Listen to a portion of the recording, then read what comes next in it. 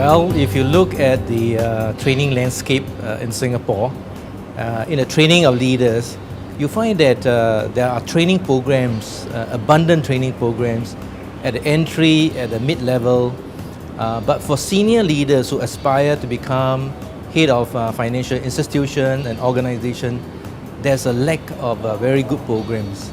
And usually what these senior executives do in terms of grooming themselves to be future leaders is to attend maybe an external program like the one in Harvard, INSEAD or IMD or Wharton. But unfortunately all these programs are very generalized programs for general management. For the finance sector you really need a customized program. And I think that's the great thing about this Asian Financial Leaders Program. It is a highly customized program for senior leaders looking at specific areas of knowledge that they need, specific skills that they need, and the exposure that they require in terms of meeting decision makers, policy makers, movers of industries.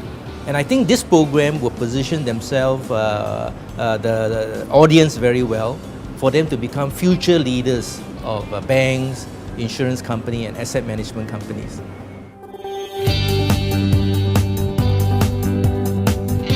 I think every little bit of it is exciting, very refreshing, very revealing, very, very strong personalities in the room. But I think the key message I got from all of them was that they're very humble, very down to earth. There was no egos in this, so they were very willing to share everything. So I think it was a fantastic course.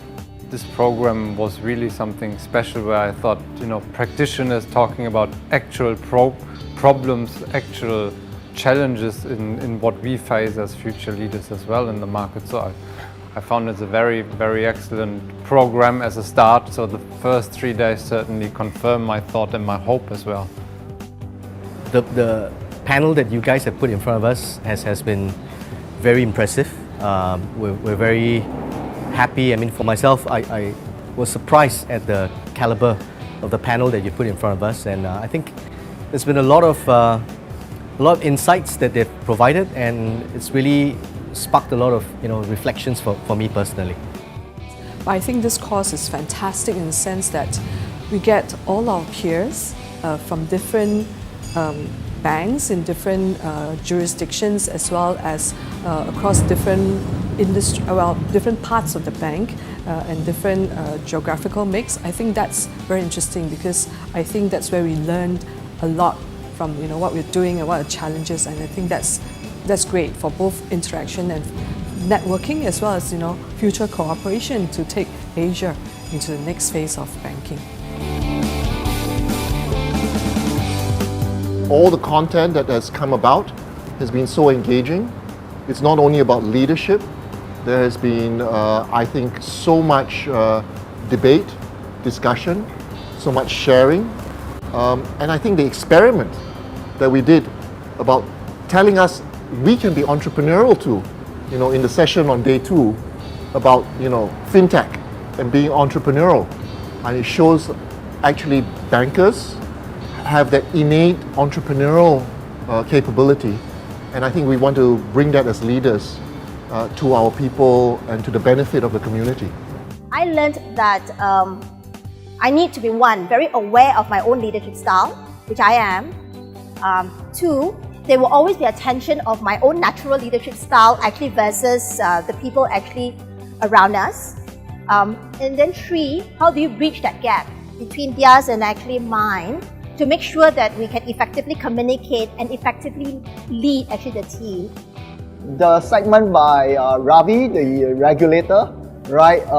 It is something that has been put across to us. To me, it is very beneficial because we need to know where the regulator's expectation of us from time to time, and so how we can align with the regulators, but at the same time able to make some, to plan for our business growth and balance it. And to me, he has set some clear direction in terms of how he looks at technology.